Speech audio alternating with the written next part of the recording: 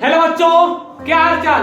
This is amazing platform of Amul Foundation. My name is Amul Chauhan और आज हम स्टार्ट करने वाले हैं क्लास 11 चैप्टर 2 जिसका नाम क्या है, वेक्टर्स। इसके पहले हम ऑलरेडी वेक्टर्स के बारे में जान चुके हैं, टाइप्स ऑफ वेक्टर्स भी पढ़े, एडिशन ऑफ वेक्टर्स।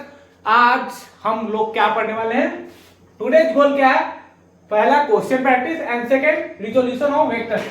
तो रिजोल्यूशन ऑफ वेक्टर्स इसलिए खास होते हैं क्योंकि बिना रिजोल्यूशन ऑफ वेक्टर्स के तो वेक्टर्स के सवाल बना ही नहीं सकते।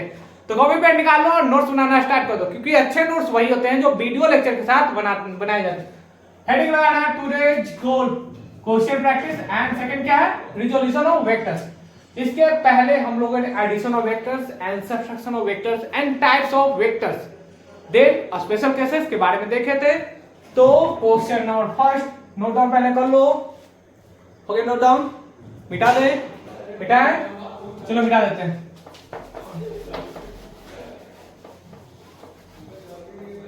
क्वेश्चन नंबर 1 क्या कहता है, क्वेश्चन 1 क्या है, if mod of vector a plus mod of b is equal to mod of vector a plus mod of vector b, then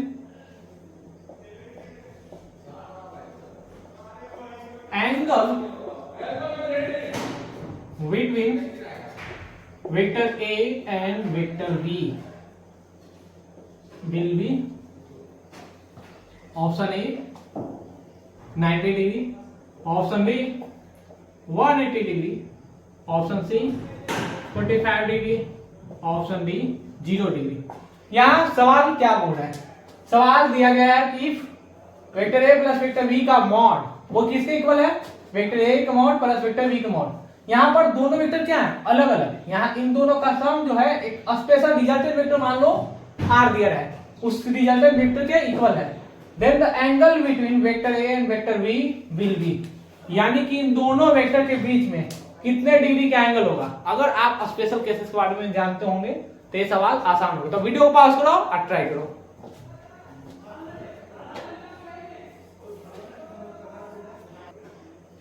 हो गया होगा, मिटा दे, बना, चलो बनाए, चलो मेरी बारी। यहां क्वेश्चन है क्या, गिवन क्या है। सबसे पहले क्वेश्चन स्टार्ट करने से पहले हम क्या करेंगे, जो गिवन है वो पहले लिखो। गिवन क्या है सर, हमें मालूम नहीं, मालूम तो करना ही पड़ेगा तुमको। दिया गया है mod of vector A plus mod of vector B. यहां पर क्या है, vector A plus vector B का मॉड तो क्या है, एक रिजल्टेंट वेक्टर मान लो आर के इक्वल है। लिखते थे resultant vector R, resultant vector are.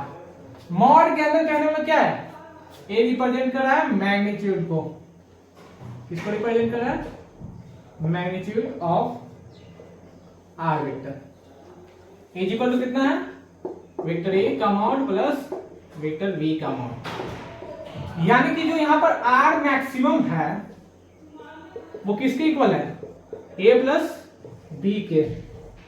याद करो स्पेशल केसेस में हम क्या बताते हैं कि यदि कोई वेक्टर ए जिसका मैग्नीट्यूड ए दिया है, फिर एक वेक्टर बी उसका मैग्नीट्यूड बी दिया है, तो यहां पर कितने डिग्री का एंगल क्रिएट होता था, theta is equal to 0 degree.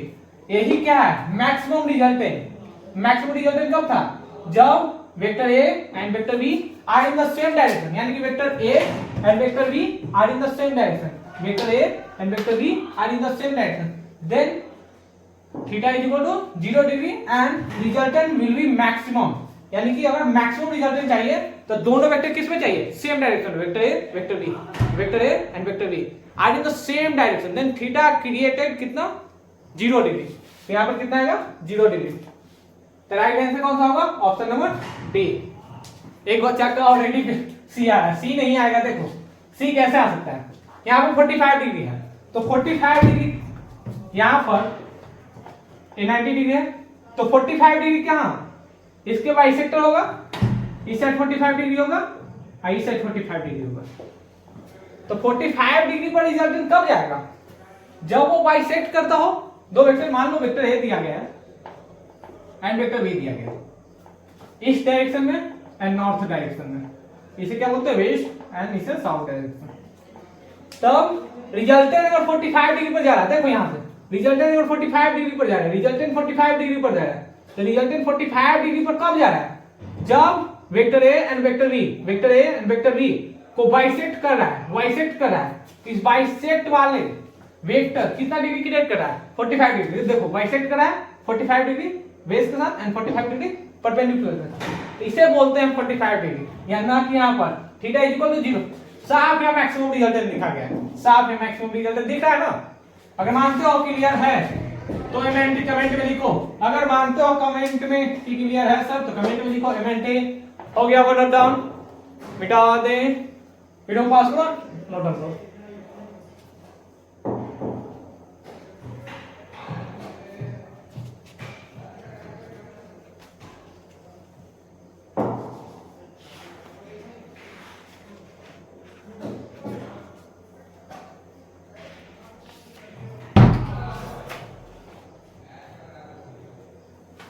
हो गया डन, मिटा दे, चलो मिटा देते हैं। इतना आसान सवाल, ऐसे सवाल जेई और नीट एग्जाम में अक्सर अच्छे आते हैं। तो इन सवालों को ढेर सारी प्रैक्टिस करो, जितना प्रैक्टिस करेगा सवाल बनेगा। Question number 2, if vector A and vector B are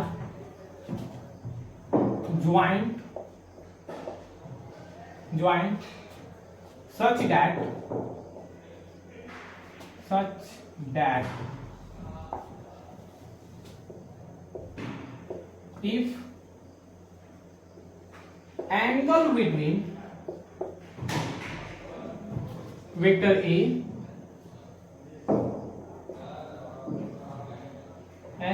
vector A and B is 60 degree, then find resultant and direction। ऐसे सवाल जेई एंड नीट एग्जाम में पूछे जाते हैं। तो यहां पर क्वेश्चन क्या बोल रहा है? क्वेश्चन बोल रहा है if vector A and vector B, if vector A and vector B are joined such that if angle between vector A and vector B is 60 degree, यानी कि वेक्टर ए और वेक्टर बी, जैसे vector A and vector B, vector A and vector B कितने degree पर joint है? तो 60 degree बना रहा है, जैसे vector A and vector B. Imagine करो vector A and vector B, देखो vector A and vector B कुछ ऐसा, यहाँ पर vector A and vector B कुछ ऐसा है, तो यहाँ पर क्या है 60 डिग्री क्रिएट कर रहा है। जैसे यहाँ पर देखो vector A and vector B, मान लो वेक्टर ए ये रहा, वेक्टर बी ये रहा, तो कितना डिग्री 60 डिग्री, इसके बीच में कितना डिग्री का एंगल है 60 डिग्री। तो रिजल्टेंट क्या होगा? पैरेललोग्राम से बनेगा और बाइसेक्ट करेगा, बाइसेक्ट नहीं करेगा सॉरी, तो उनके बीच में रिजल्टेंट फाइंड आउट करना है, डायरेक्शन फाइंड आउट करना है। इसके पहले प्रीवियस वीडियो में इस टाइप के क्वेश्चन हम प्रैक्टिस कर चुके हैं, तो वीडियो को पॉज करो और ट्राई करो।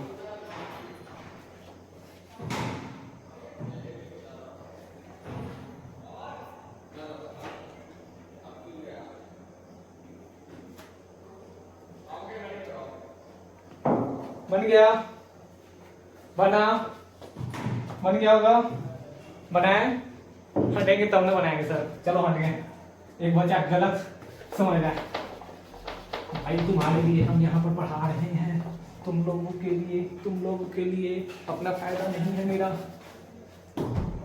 बनाए, चलो मेरी बारी। अभी हम क्या बताएं?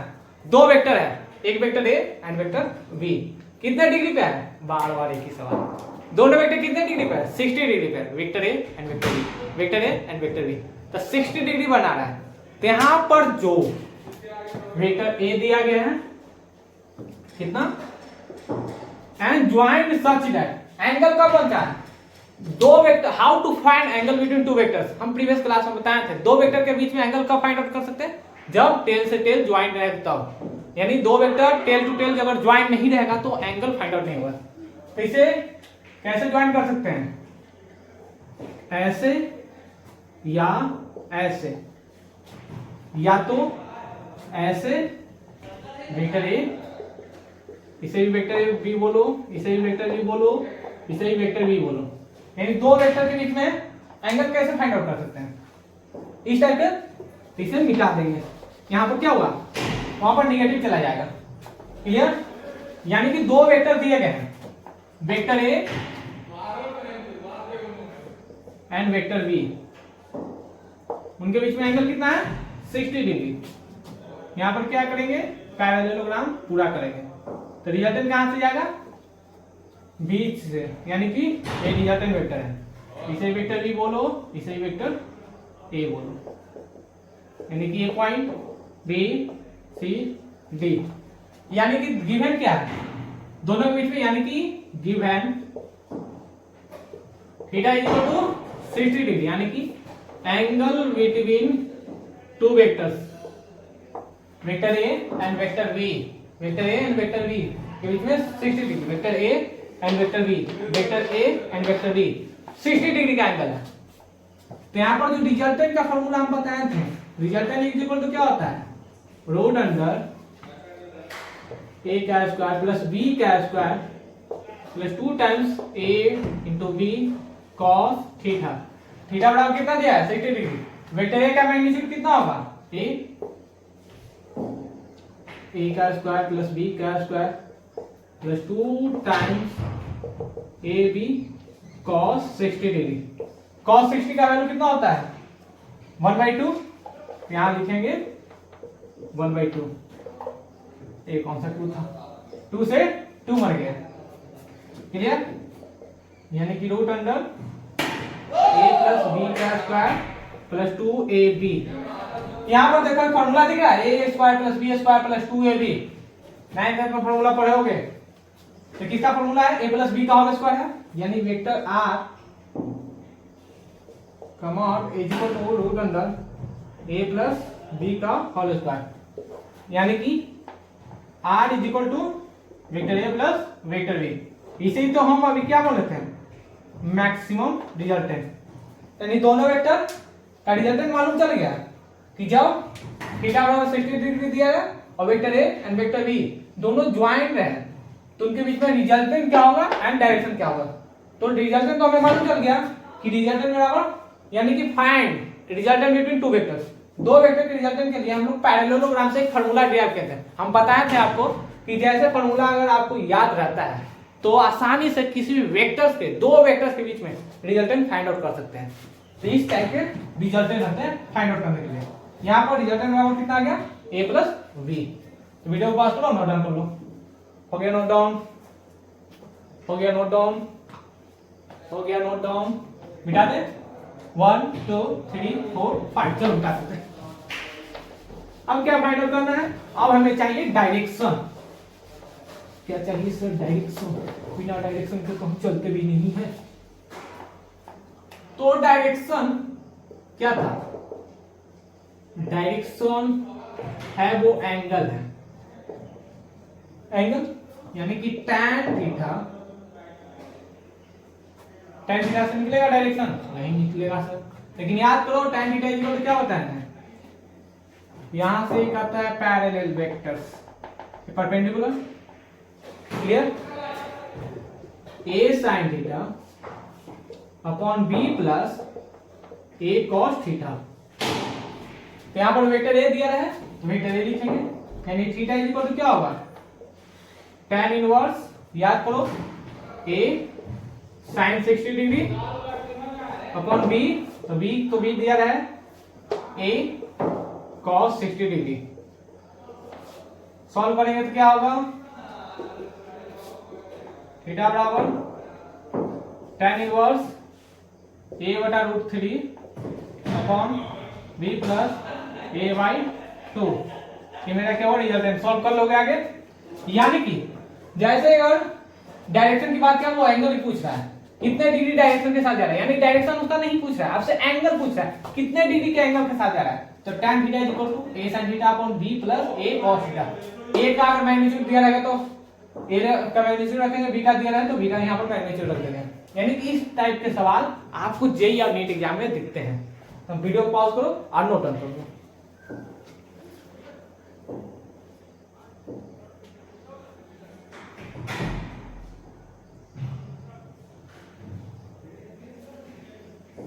हो गया नोट डाउन? हो गया नोट डाउन? एक बच्चा कमेंट किया जा रहा है, सर दिख नहीं रहा है। कहाँ दिख नहीं रहा है? सेकंड लाइन जब यहाँ पर बोला क्या जा रहा है, tan theta is equal to a sin theta upon b plus a cos theta. तो theta is equal to tan inverse a sin theta कितना दिया गया है? 60 डिग्री। साफ दिख रहा है ना? हम यहाँ पर a 60 डिग्री नहीं लेंगे, यहाँ 30 डिग्री नहीं लेना है। Angle between two vectors a और b के बीच में एंगल कितना है? तो है 60 डिग्री। साफ गिवन दिया गया तो 60 डिग्री यूज करेंगे।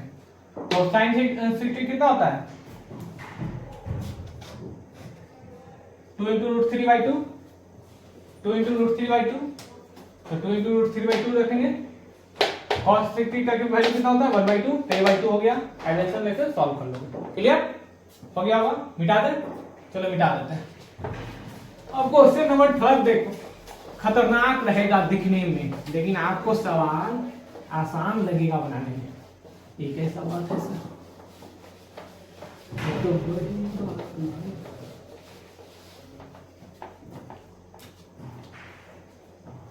क्वेश्चन नंबर 3 कहता है कि find resultant of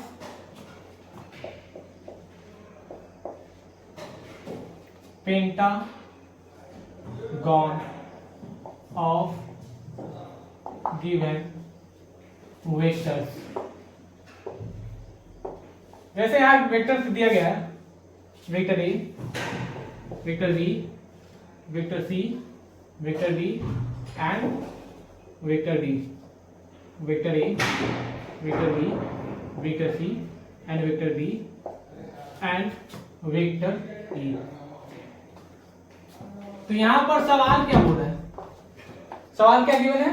find the resultant of pentagon of given vectors. एक पेंटागन का वेक्टर दिया गया है, यानी कि वेक्टर्स से हम लोग पेंटागन बनाए। तो पेंटागन बना तो उसका रिजल्टेंट क्या होगा? साफ डायग्राम देख में लिखा गया है, रिजल्टेंट होगा क्या? तो वीडियो को पॉज करो और ट्राई करो। कितना होगा रिजल्टेंट बताओ जल्दी। एक बच्चा बोल रहा है कि खाना नहीं खा कर आए, पहले खा लो उसके बाद पढ़ लो। खाना तो हम पहुंचा नहीं सकते हैं। बच्चे पढ़ने वाले तो हैं सर, लेकिन पढ़ाई में मन नहीं लगता है। क्या करें? तेरे साथ ही नहीं है, सबके साथ है। कोई बच्चा नहीं चाहता है पढ़ना, लेकिन हम क्या चाहते हैं? पढ़ाना। हम क्या चाहते हैं? पढ़ाना। आप क्या चाहते हैं? ये पढ़ना। हम चाहते हैं पढ़ाना, आप चाहते हैं नहीं पढ़ना। तो दोनों का कॉम्बिनेशन रिजल्टेंट क्या होगा? पढ़ना। तो पढ़ना ही पड़ेगा। हो गया होगा? पढ़ा है? चलो देखो, हम क्या बोल रहे थे कि कोई भी vector triangle of vectors addition को फॉलो करता है। तो ट्रायंगल ऑफ वेक्टर्स एडिशन को फॉलो करने का मतलब क्या हुआ? वहां पर दो वेक्टर्स का ही रिजल्टेंट हमेशा ट्रायंगल ऑफ से नहीं होगा। जैसे यहां पर दिया क्या गया, vector A and vector B, तो रिजल्टेंट वेक्टर क्या होगा? आर। तो यहां पर रिजल्टेंट जो होगा कितना होगा? Vector A plus vector B. तो यहां पर भी साफ अगर बनाना चाहेंगे कि वेक्टर ई, देखो vector A, vector B, vector C and vector D and vector E are in opposite direction, यानी vector A and vector B, vector C and vector D are in the same direction, यानी कि चार vector यहाँ पर same direction में, जैसे vector A, vector B, vector C and vector D, यानी कि 4 vectors are in the same direction. What the resultant vector of E are in opposite direction of 4 vectors, यानी कि 4 वेक्टर्स के opposite direction कौन है? Vector E। तो vector E is equal to vector A plus vector B plus vector C plus vector D. ये क्या हुआ? Resultant vector. तो रिजल्टेंट वेक्टर है, एग्जाम में डायरेक्ट ऐसे हम रिजल्टेंट वेक्टर बना सकते हैं, लेकिन इसका प्रूफ अगर बात पूछा जाए तो प्रूफ कैसे आएगा? तो प्रूफ होगा क्या वो देखो। मिटा दे, चलो मिटा देते। Vector E is equal to vector A plus vector B plus vector C plus vector D होता है। वीडियो को पास करो और नोट डाउन कर लो। हो गया? नोट डाउन हो गया? प्रूफ दे, प्रूफ की बारी। यहां देखो vector A and vector B, यहां से हम मान लेते हैं वेक्टर के है, इसका रिजल्टेंट है, क्लियर। यहां से मान लेते हैं इसका रिजल्टेंट कितना है, वेक्टर पी, यानी वेक्टर के is equal to vector A plus vector B, लिख सकते हैं इक्वेशन नंबर 1, क्लियर। जैसे यहां पर देखो vector A vector B, vector A B, resultant vector क्या है, अपोजिट डायरेक्शन, यानी कि vector A vector B, vector A vector B, opposite direction में वेक्टर के है, तो दो vector are in the same direction में है, यानी two vectors are in the same direction, resultant vector कितना है, अपोजिट डायरेक्शन है, तो वेक्टर के जो रिजल्टेंट है वो क्या होगा, वेक्टर के is equal to vector A plus vector V, and the इस वेक्टर के लिए देखो C and D are in the same direction, लेकिन पी क्या है, रिजल्टेंट वेक्टर है, तो vector C plus vector D, resultant of vector P, यानी vector C and vector D, vector C and vector D are in the same direction, लेकिन resultant vector कितना है, opposite direction में P है, तो vector P is equal to C plus D vector. अब इस vector को लिखने के लिए जैसे देखो vector K and vector P are in the same direction, but resultant of P and K are in opposite direction, यानी वेक्टर की ई जो है वो कितना अपोजिट डायरेक्शन है, तो क्या लिख सकते हैं, and vector E is equal to vector K plus vector P. अब यहां पर देखो तीन इक्वेशन है, तीन इक्वेशन आ गया है सर, तीन इक्वेशन आ ही गया है, तो क्या करें, करना है कुछ काम, करो पढ़ाई नाम देकर भगवान का। यहां पर देखो vector E is equal to vector K plus vector P, तो वेक्टर के बराबर कितना दिया गया, vector A plus vector B, and vector P बराबर कितना दिया, vector C plus vector D. Then क्या लिख सकते हैं सर, तो फ्रॉम इक्वेशन 1 एंड 2 से वेक्टर के का वैल्यू कितना है, vector A plus vector B, vector P का वैल्यू कितना है, vector C plus vector D, then resultant vector कितना आ गया, ए हो गया प्रूफ, यानी जो यहां पर हम डायरेक्ट लिख रहे थे vector E is equal to vector A plus vector B plus vector C plus vector D, वो क्या होगा, हम प्रूव करके देखें, बोरियली में एक पेंटागन का रिजल्टेंट वेक्टर है, तो ऐसे बहुत सारे पेंटागॉन्स दिए रहे, हेक्सागॉन्स दिए रहे, पॉलीगॉन दिया रहा है, पॉलीगॉन और वेक्टर दिया रहा है, कितना भी बड़ा वेक्टर दिया रहा है, vector A vector B vector C vector D vector E F, कितना भी बड़ा वेक्टर है, एक अपोजिट डायरेक्शन में वेक्टर्स लेना, अब वो क्या रहेगा, उन सभी वेक्टर्स का रिजल्टेंट, क्लियर। वीडियो को पास करो और नोट डाउन कर लो, हो गया वर्ड डाउन, मिटा दे, चलो मिटा देते हैं। इस टाइप के सवाल जेईई मेंस में आए हुए हैं, शायद 2020 में पूछा गया है ऐसा सवाल जेईई मेंस में, बताओ इतना आसान सवाल वही बच्चे गलत बना कर आते हैं। Find the resultant of polygon of given vectors, polygon कितना दिया गया है, vector A vector B vector C vector D vector E vector F, तो यहां पर क्या दिया गया, पॉलीगॉन, ये पॉलीगॉन दिया गया है। Find the resultant of polygon of given vectors, एक पॉलीगॉन दिया गया है, यहां पर पेंटागन भी दिख रहा होगा आपको, एक रिजल्टेंट वेक्टर भी दिख रहा है, तो इसका रिजल्टेंट फाइंड आउट करना है, यहाँ पर कितने रिजल्टेंट हैं वो भी फाइंड आउट करना है, तो वीडियो को पास करो और ट्राई करो। बन गया होगा। एक बच्चा बोला कि सर आप कहाँ से हो, पटना से, मैं पटना से हूँ, पटना वालों काम कर सुन लो, पटना से हूँ, क्लियर। आईडी कार्ड चाहिए सर का आईडी कार्ड चाहिए पटना का, आओ कोई पटना घूमने का मौका मिलेगा, पटना पटना पटना क्लास अपनी शहर का तारीफ करे, तारीफ तो बनता है। बन गया, बना, चलो मेरी बारी। देखो यहाँ पर क्या है, एक बच्चा सोचा होगा vector A B and C को जोड़कर क्या लिख सकते हैं, वेक्टर डी बराबर vector A plus vector B plus vector C, ये होगा। यहाँ पर एक क्या है, vector E, vector F and vector D are in the same direction. कहने वालों क्या हुआ, vector E plus vector F plus vector D is equal to 0। 0 क्यों लिखे, अगर इसको इस साइड ले जाएंगे तो 0 हो जाए। तो यहां पर देखो हम बताए थे क्या, अगर वेक्टर ए इस डायरेक्शन में है तो इसे रिवर्स कर देंगे तो माइनस ए हो जाएगा। क्लियर। अगर इस साइड अगर आपको दिया गया वेक्टर डी तो इसका रिवर्स क्या होगा, anti parallel vector minus times. तो निगेटिव साइन क्या दिखा रहा है, निगेटिव कुछ नहीं, वो आपको साइन दिखा रहा है कि वेक्टर क्या है, एंटी पैरेलल है। यानी वेक्टर अगर इस डायरेक्शन में ए मूव कर रहा है तो वेक्टर वी या ए वेक्टर इसी डायरेक्शन में रिवर्स होगा, वो अपोजिट डायरेक्शन है। वेक्टर ए अगर सेम डायरेक्शन इस साइड जा रहा है तो वेक्टर वी क्या है, इस डायरेक्शन में होगा। तो वो क्या कर रहा है, आपको साइन दिखा रहा है। तो निगेटिव यहां पर कुछ और नहीं दिखा रहा है, वो साइन दिखा रहा है कि वेक्टर रिवर्स है। क्लियर। तो यहां पर क्या कर सकते हैं, उस साइड ले जा सकते हैं, ले जा सकते हैं, मिटा दे, चलो मिटा देते हैं। तो रिवर्स में इसको क्या लिखते हैं, vector E plus vector F is equal to minus D vector. यानी कि अगर इस वेक्टर इस ट्रायंगल को बाहर लाओ, इस ट्रायंगल को बाहर लाओ, कुछ ऐसा दिख रहा है, vector D vector E and vector F. यहां पर देखो इसको रिवर्स ऐसे कर सकते हैं, इस डायरेक्शन में माइनस डी वेक्टर। यहां देखो vector E plus vector F are in same direction, vector E plus vector F are in same direction what the minus D vector, यानी कि D vector are in opposite direction, जो resultant show कर रहा है। Clear, नहीं आया होगा समझ में।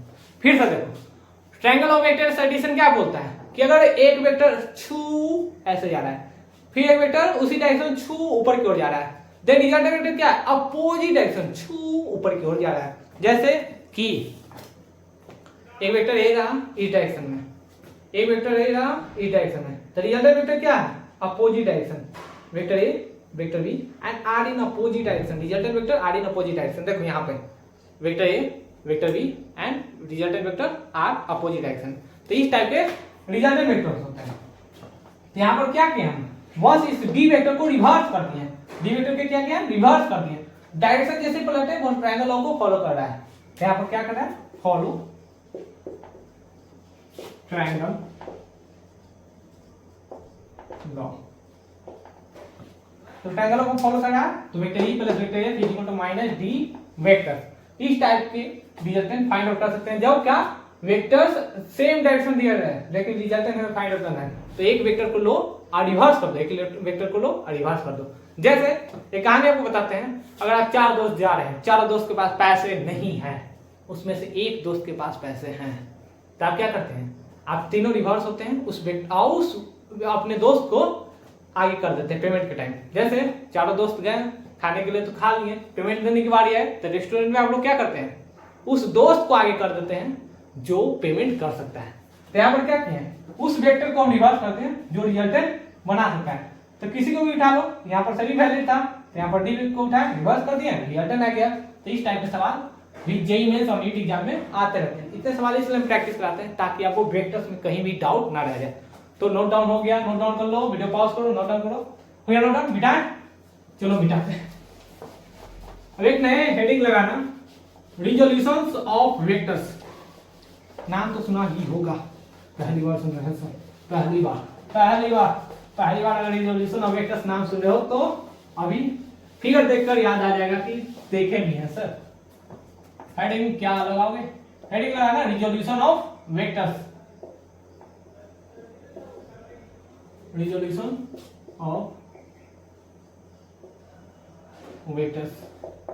रिजोल्यूशन ऑफ वेक्टर्स क्या कहता है कि आप जब मूव करते हैं, जैसे एक बटरफ्लाई है वो मूव करता है तो वो एक्स एक्सिस में भी मूव करता है और वाई एक्सिस में भी।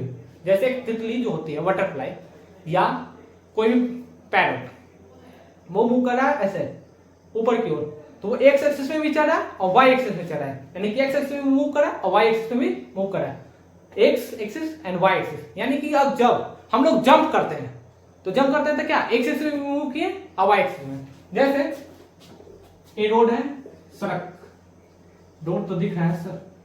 अब यहाँ पर एक बच्चा है, बच्चा है, तुम इसके पीछे हो, बच्चे के लिए किडनैप करने।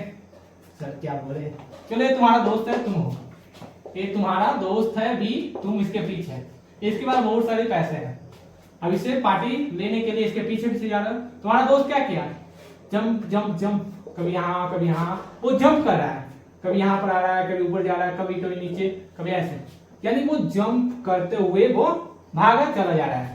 तो देखो कभी यहाँ पर आ रहा है, जैसे यहाँ पर आया तो वो एक्स एक्सिस में मूव किया और वाई एक्सिस में मूव किया। यहाँ देखो एक्स एक्सिस में गया, वाई एक्सिस में भी गया, फिर यहाँ पर आया, फिर एक्स एक्सिस में गया, और फिर यहाँ पर आया, फिर वाई एक्सिस में चला गया, फिर यहाँ पर आया, वाई एक्सिस में गया, और फिर एक्स एक्सिस में चला गया, फिर यहाँ पर आया, एक्स एक्सिस वाई एक्सिस, यहाँ पर भी आया, वाई एक्सिस एक्स एक्सिस। तो इस टाइप के जो रहते हैं ना वेक्टर्स, वो रिजोल्यूशन ऑफ वेक्टर्स कहलाते हैं। यानी वैसा वेक्टर्स जो एक्स एक्सिस में मूव करे और वाई एक्सिस में मूव करे, यानी वैसा वेक्टर्स एक्स एक्सिस में मूव करना चाहिए और वाई एक्सिस में, X axis Y axis, X axis Y axis. तो इस टाइप के जो वेक्टर्स रहते हैं ना, जो movement of vectors same direction X axis as well as Y direction, then the component of the given vectors are called resolution of vectors. Clear, clear हो गया, मिटा दे, मिटा देते। तो रिजोल्यूशन ऑफ वेक्टर्स मालूम चल गया क्या होता है। अब देखो रिजोल्यूशन ऑफ वेक्टर्स का डायग्राम क्या होता है। यहां से v वेक्टर के साथ थीटा एंगल बनाना है, एक्स एक्सिस ये वाई एक्सिस, यानी कि एक पार्टिकल दिया गया है, एक पार्टिकल दिया गया है जो v वेलोसिटी के साथ मूव कर रहा है, एक पार्टिकल दिया गया v वेलोसिटी के साथ मूव कर रहा है, देखो v वेलोसिटी के साथ मूव कर रहा है, पार्टिकल v वेलोसिटी के साथ मूव कर रहा है। तो एक्स एक्सिस में भी चल रहा है और वाई एक्सिस में भी चल रहा है, एक्स एक्सिस में भी चल रहा है, वाई एक्सिस, देखो यहाँ पे अगर दिख गया तो v एक्स एक्सिस में भी चल रहा है और वाई एक्सिस में, यानी वैसे वेक्टर्स जो एक्स एक्सिस में भी चले और वाई एक्सिस में भी चले, एक्स एक्सिस में चलना चाहिए और वाई एक्सिस में चलना चाहिए। तो जो उसका जो कंपोनेंट जो ब्रेक होता है उसे रिजोल्यूशन ऑफ वेक्टर्स कहते हैं। यहां पर देखो डॉट परपेंडिकुलर लेंथ यहां ले लेंगे, यहां पर भी वाई एक्सिस पे भी परपेंडिकुलर लाएंगे, एक्स एक्सिस पे परपेंडिकुलर एंड वाई एक्सिस पे परपेंडिकुलर। तो यहां पर देखो आई कैप यहां होता है J cap, I cap J cap क्या है, unit magnitude vector, unit magnitude,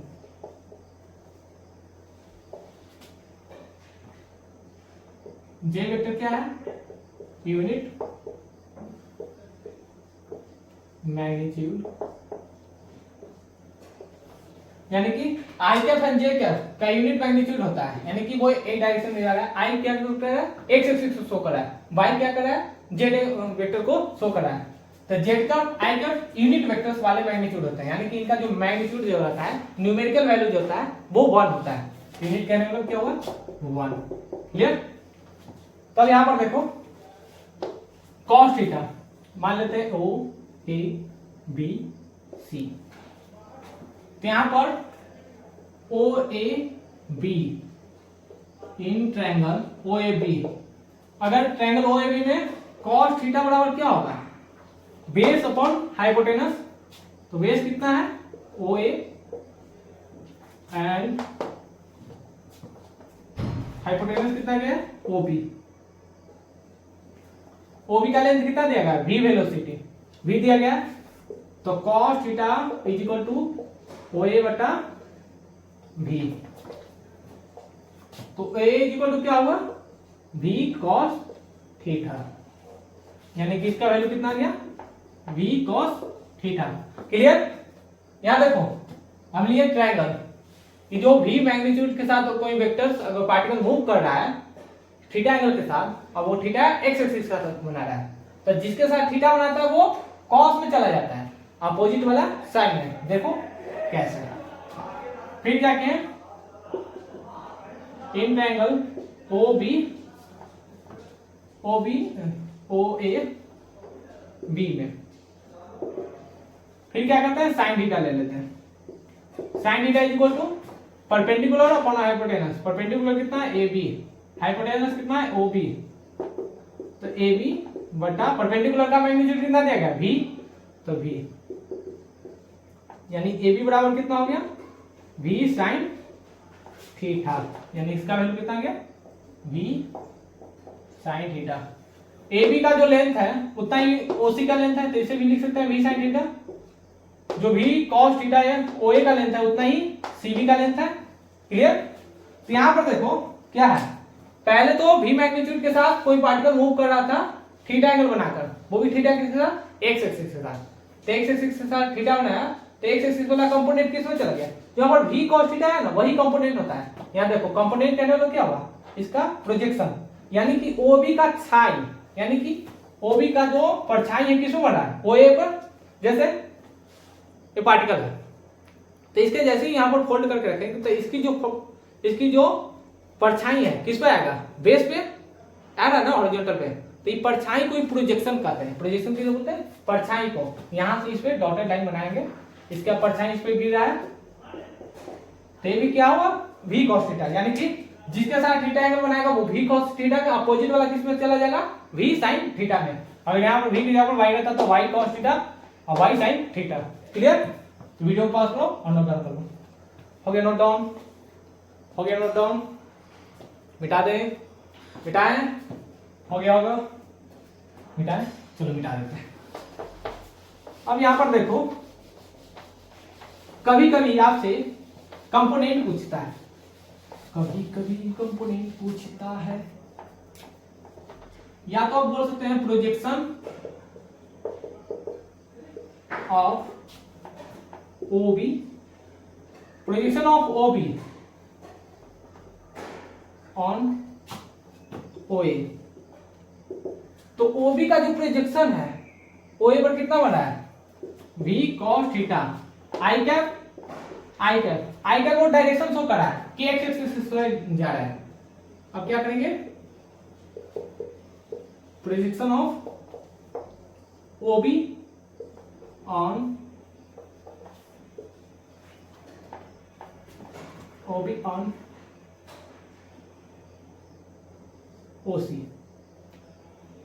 OC कितना है v sin theta j cap. तो यहां पर जो रिजल्टेंट आया, जो वेक्टर OB है, OB वेक्टर जो v मैग्नीट्यूड का है वो कहां का कंपोनेंट भी हो रहा है, OA वेक्टर यानी कि x axis plus AB vector y axis. तो यहां पर जो OB वेक्टर का कंपोनेंट कितना है, OA का कितना लिख रहे हैं v cos theta i cap, AB का कितना लिख रहे हैं component v sin theta j cap. ये मेरा क्या हुआ, OB का कंपोनेंट आ गया। अगर आपसे पूछा जाए component of any vectors, the angle created by OB vector theta with x axis, then the component of x axis and y axis, x axis का कंपोनेंट कितना है v cos theta and AB का component कितना है जो y axis में है वो v sin थीटा। इस प्रकार के हम लोग रिजोल्यूशन ऑफ वेक्टर्स जानते हैं। रिजोल्यूशन ऑफ वेक्टर्स होता क्या है, तो रिजोल्यूशन ऑफ वेक्टर्स में क्या आपको याद रखना है, जो यहाँ पर जो v cos थीटा i का plus v sin theta j का लिख रहा है इसे तो कार्टेशियन फॉर्म बोलते हैं। हम लोग कार्टेशियन फॉर्म क्या जानते हैं कि वेक्टर a बराबर a plus a i cap plus b j cap plus c j k cap, यानी जो i cap j cap k cap जो शो कर रहा है वो कार्टेशियन फॉर्म को रिप्रेजेंट करता है। यहाँ पर कार्टेशियन फॉर्म कितना बना है, दो v cos theta i cap plus v sin theta j cap, x axis में जा रहा है, एक y एक्सिस में जा रहा है, y एक्सिस में j कैप जाता है, x एक्सिस में i कैप। क्लियर? तो इस टाइप के हम projection of vectors, resolution of vectors जानते हैं। इसके बाद हम लोग स्टार्ट करेंगे इस पे क्वेश्चन प्रैक्टिस, देन हम Cartesian product, Cartesian vectors and Cartesian form of vectors, उसके बाद यूनिट वेक्टर्स स्टार्ट करेंगे। तब तक के लिए क्या करना है, जितने सारे हम लोग कॉन्सेप्ट पढ़े हैं उसको रिवाइज करना है और पढ़ाई करते रहना। मिलते हैं फिर अगले वीडियो में, तब तक के लिए पढ़ाई करते रहें। All the very best.